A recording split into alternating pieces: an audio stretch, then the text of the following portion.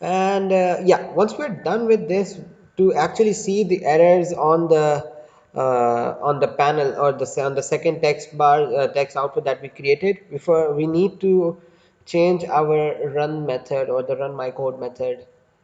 So this was a very easy way of doing the, or running the code, but for, in order to do things more efficiently, we'll do it another way.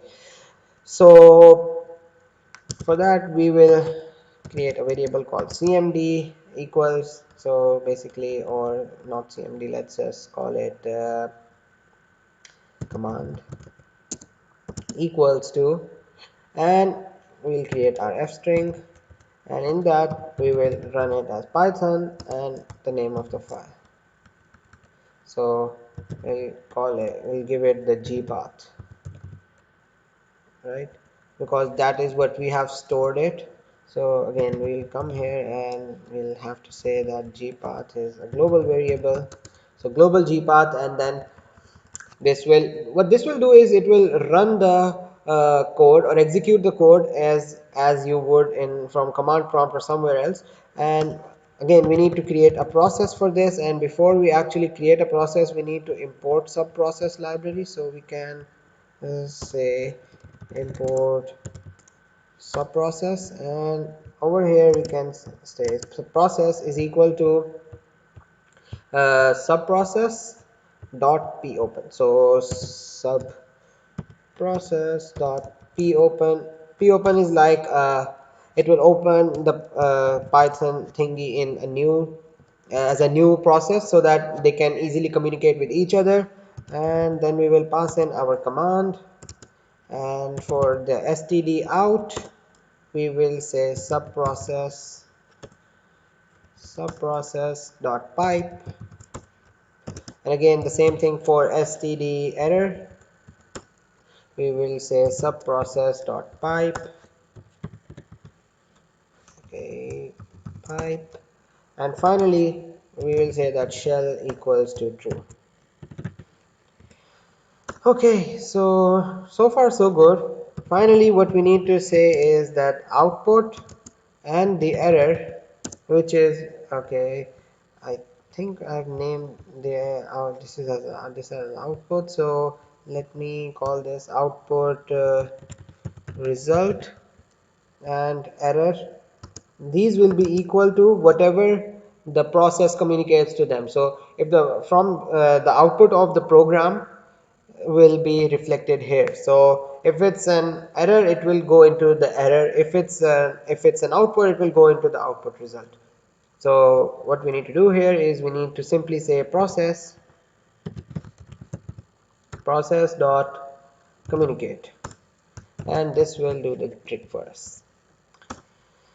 Finally, to actually be able to see these changes on our IDE, we need to connect it. So for that, we will say output dot insert, and we will go for from the top down. So we'll say at the very beginning, insert the output, and if we have an error, insert that from the beginning as well. So I'll just copy that, and instead of the okay, not output, I keep mistaking it. Okay, this should be output result, and this one should be error. Right, so this is how we do it. Let's just add one more thing to this, the option that you can only run the program after your file has been saved successfully. So to implement that, we will say if gpath, okay, wait, gpath is declared here, so we can call it here. If gpath is equal to empty, then you will, so if there is no gpath and the user is trying to run the code, what we will do is, we will ask or prompt the user to save the code first and then run the code. So because if you don't, then it results in some errors. So to avoid all those, we will just ask the user to save the code first. So we can say save save message equals okay, top level. Then we have okay, then we have text, the message that we are actually displaying. So message equals, and it will be a label which has the save message. Oh no, okay, the save message, and the text that we are going to put in there will be save the file first. Save the file first, or let's just be more courteous and say please save the file first, right? And then we can say that message dot back and return. Okay, so this seems fine. Okay, this error has been here because I typed it in wrong. Okay, so save message is top level, and then we add a label, we pack it, and then we finally return. So now if everything goes well, this should be working perfectly without any errors. So let's see. Okay, moment of truth. Let's type something and try to run it without saving it. So let's just print 12 and run it. Okay, so we get a pop-up, small cute little tiny pop-up over here which says that we need to save the code first. So yeah, we can listen to the pop-up and save the code, and yeah, also all the other things still work. We can open the code, we can run the code, and let's just add something more sensible into this and try running the code again, since we have changed the way the code runs. So we need to see if it actually works. So you can say print 12 plus 23, and maybe just remove the spaces and try to run it. Okay, let's save it first. Save, and now run it. Okay, and yes, as you can see, the output is there. So if I run it several times, the output will just start coming from there. Let's see what happens if I make an error. So let me save this file, save, and run it over again. Okay, so I get the error as well. So there's our error as well. So yeah, that's how you can create your IDE. Now a few things that we can tweak over here is, I'll leave the rest to you, but a few things. Now you can play around with these settings and change as much as you want. You can add different colors or something, but one thing, however, that is every programmer's wish, is the dark theme. That is something we're gonna do now. So that is very simple. So what we will do is, we will go to where we have declared our output and text editor. So right here, over here where it says text editor, we will say okay, where is our cursor? Okay, here we'll say text editor dot config, and we will make some tweaks to the configuration. So we will say that background is equal to, and then you can pass in a hexadecimal value. In my case, I seem to like this one, 362F 2E.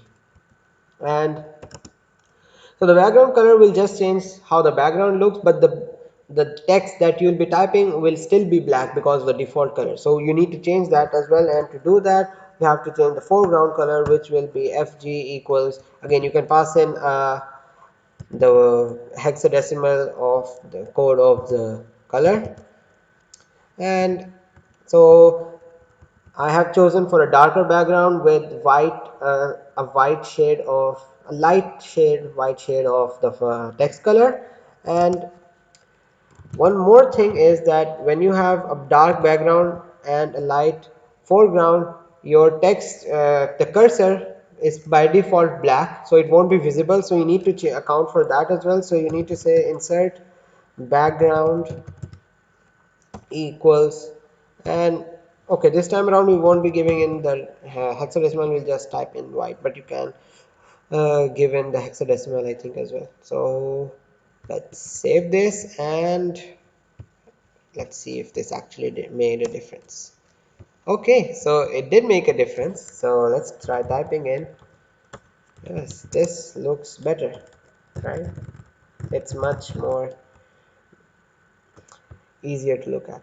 Okay, now the problem is with this one. So we'll give this one a nice matrix look.